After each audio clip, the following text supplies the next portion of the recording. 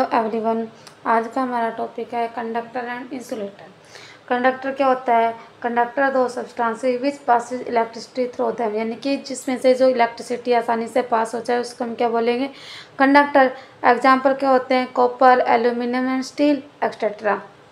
Insulator क्या होता है? Those materials which do not pass electricity through them, जिसमें से कोई भी इलेक्ट्रिसिटी आसानी से पास ना हो उसका हम क्या बोलेंगे? इंसुलेटर। एग्जाम्पल ग्लास, प्लास्टिक, रबड़ एक्सेट्रा।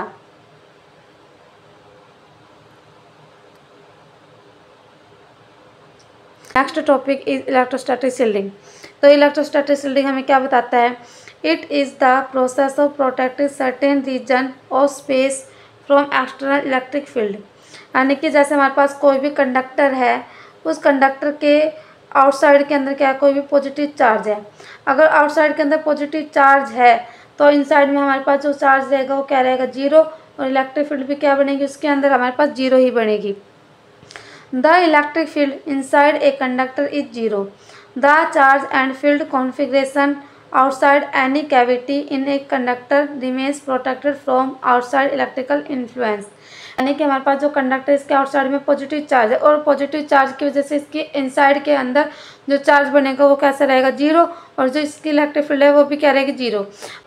यानी कि हमारे पास यहाँ पे कोई भी इंस्ट्रूमेंट है, कोई बॉडी, इस बॉडी को हम क्या करेंगे? किसी कंडक्टर से कवर करेंगे। कोई भी मेटल कवर है, ये क्या मेटल कवर है? क्या है? Metal cover. इस मेटल कवर के पास हमने क्या लिया? एक्सटर्नल इलेक्ट्रिक फील्ड लगाई। इस एक्सटर्नल इलेक्ट्रिक फील्ड की वजह से यहाँ पे कुछ ना कुछ फोर्स लगेगा। जो फोर्स कैसे लगेगा? अपोजिट लगेगा।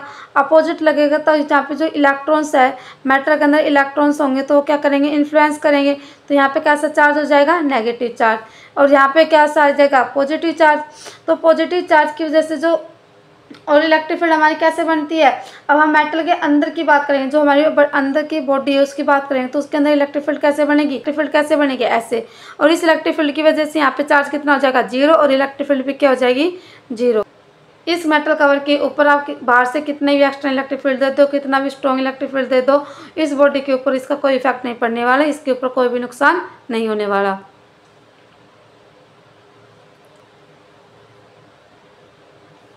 Next topic is free charge and bound charge inside a conductor.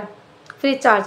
Electrons of the outer shell are loosely bound to the nucleus. They get detached easily and move free inside the conductor. जो electrons है वो क्या करेंगे? जो electrons है वो क्या करेंगे? आउटर सेल की तरफ लाई करेंगे न्यूक्लियस के अंदर, तो वो क्या करेंगे? लूजली बाउंड हो जाएंगे। Bound charge. Positive charge consist nuclei and electrons of inner shell remain held in this fixed position. हम एग्जांपल लेके मान सकते हैं एल्यूमिनियम। एल्यूमिनियम का एटॉमिक नंबर होता है 13, तो नंबर ऑफ इलेक्ट्रॉन्स 13 और नंबर ऑफ प्रोटॉन भी 13। और इलेक्ट्रॉनिक कॉन्फ़िगरेशन ऑफ एल्यूमिनियम क्या होती है? 283। किस सेल के अंदर? KLM सेल के अंदर। तो हमारे पास यहाँ पे प्रोटॉन और न्यूट्रॉन कुछ भी हो सकता है इस सेल के अंदर। तो K सेल के अंदर कितने इलेक्ट्रॉन? 2, सेकंड के अंदर 8 और थर्ड के अंदर 3। तो फ्री इलेक्ट्रॉन्स कैसे हैं? जो बाहर के आउटर सेल के अंदर क्या 3 इलेक्ट्रॉन्स क्या फ्रीली मूव कर रहे, लूजली बाउंड है। तो जो फ्री इलेक्ट्रॉन्स कितने? फ्री इलेक्ट्रॉन्स 1 2 3 ये आउटर सेल के अंदर लाई कर रहे, तो ये हमारे पास क्या है? फ्री चार्जेज है। तो ये क्या कर रहे? लूजली बाउंड हो रहे, फ्री मूव हो रहे हैं। तो फ्री चार्जेज क्या हो गए? कितने हो गए हमारे पास इस सेल के अंदर? 3। तो फ्री चार्जेस कितने हो गए हमारे पास? तो फ्री चार्जेस कितने हो गए हमारे पास इस सेल के अंदर? 3 इलेक्ट्रॉन।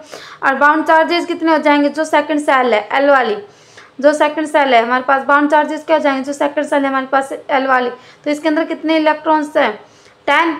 तो 10 इलेक्ट्रॉन हो जाएंगे। और टोटल प्रोटॉन कितने हो जाएंगे? क्योंकि बाउंड चार्ज है तो बाउंड चार्ज के अंदर तो हमारे पास प्रोटॉन भी तो होंगे, तो प्रोटॉन कितने हो जाएंगे? 13। Next topic is dielectric polarization. The phenomena of converting a non polar dielectric into polar dielectrics by applying electric field is called dielectric polarization. Dielectric polarization क्या होता है? तो फॉर्म के अंदर होता है non polar and polar form. Non polar के अंदर क्या होंगे? जो पॉजिटिव और नेगेटिव चार्ज है वो एक ही पॉइंट के ऊपर लाई करेंगे, और जो पोलर फॉर्म है वो नेगेटिव चार्ज अलग होगा और पॉजिटिव चार्ज उसके अंदर अलग होगा, क्योंकि अलग अलग फॉर्म के अंदर कन्वर्टिंग होती है दोनों की। तो dielectrics are of 2 types. Dielectrics हमारे पास 2 टाइप्स के होते हैं, पोलर डाइलेक्ट्रिक्स और non polar dielectrics.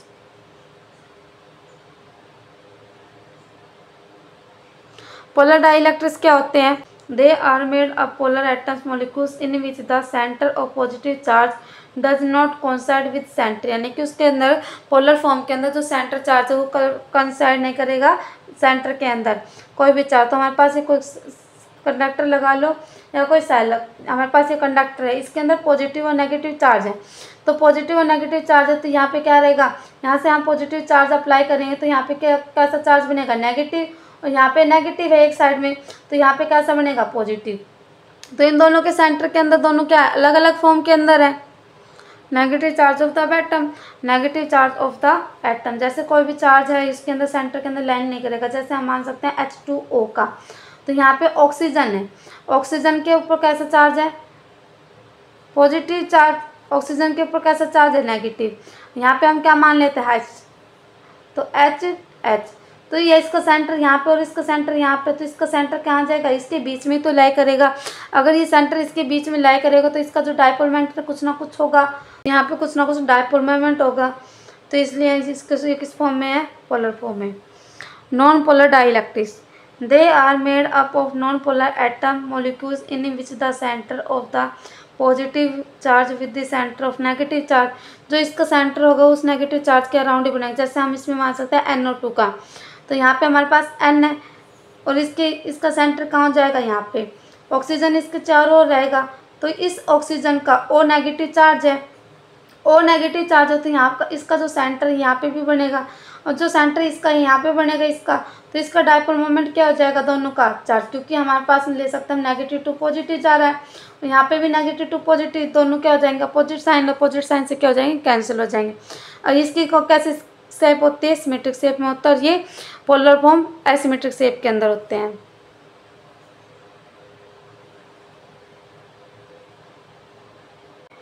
Next topic is behaviour of dielectric in uniform electric field. When a dielectric is placed in uniform electric field, the dielectric polarization take place a dipole present in it and try to align themselves along the direction of electric field। तो हमारे पास एक chamber है, यहाँ पे positive charge है, यहाँ पे negative charge है। इस चैम्बर के अंदर हमने क्या लिया, एक डाइलेक्ट्रिक पोलराइजेशन लिया, तो यहाँ पे इसकी क्या कोई डाइलेक्ट्रिक पोलराइजेशन लिया तो ये किसी ना किसी यूनिफॉर्म इलेक्ट्रिक फील्ड के डायरेक्शन के अंदर काम करेगा, तो इसकी ये वी इलेक्ट्रिक फील्ड कितनी हो जाएगी, E0। और यहाँ पे ये positive to negative, negative to positive जाएगा, तो यहाँ पे EM क्या बनेगा, इलेक्ट्रिक, इसको EM बोलेंगे। तो इलेक्ट्रिक फील्ड यहाँ पे इसकी इस तरीके से बने डाइलेक्ट्रिक पोलराइजेशन के अंदर, तो इलेक्ट्रिक पोलराइजेशन EM बोल देंगे या फिर इसको हम बोल देंगे इलेक्ट्रिक पोलराइजेशन। तो ये इलेक्ट्रिक पोलराइजेशन हमारे यहाँ पे बना।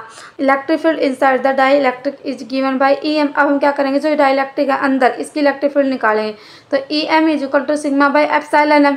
अब जो इलेक्ट्रिक है ये किसके अंदर, फ्री स्पेस के अंदर है, तो K is equal to epsilon M by epsilon naught. तो एप्सिलॉन M हमारे पास कितना हो जाएगा, epsilon M is equal to K epsilon naught.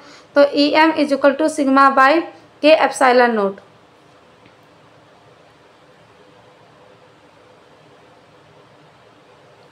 या फिर हम कह सकते हैं when a dielectric placed in uniform of then net electric field is reduce to 1/k times the applied of electric field because of dielectric polarisation.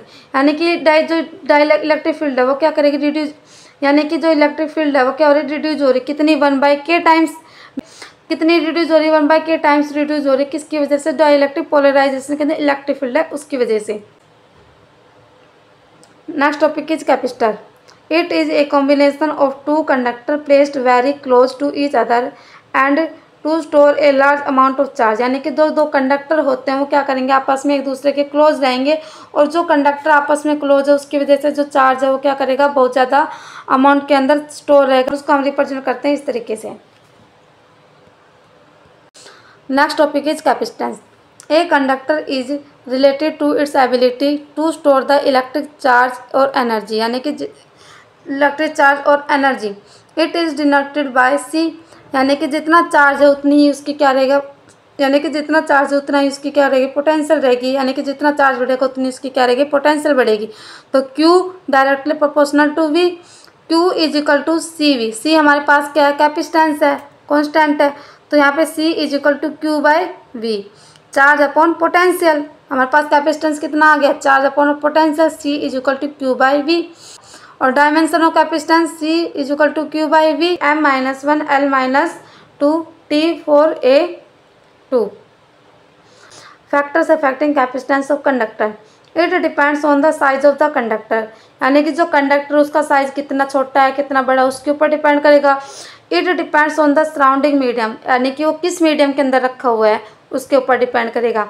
It depends on the shape of conductor, और जो conductor की shape कैसी है, होलो है, solid है, किस shape के अंदर है उसके ऊपर डिपेंड करेगा।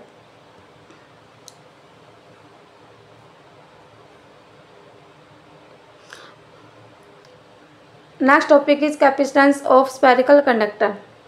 Consider a hollow metal sphere with charge Q and radius R। हमने क्या माना, हमारे पास कोई होलो स्पेयर है, उसके अंदर को पॉजिटिव Q चार्ज है और उसकी रेडियस कितनी है, R है। The potential at any point on the surface can be written as.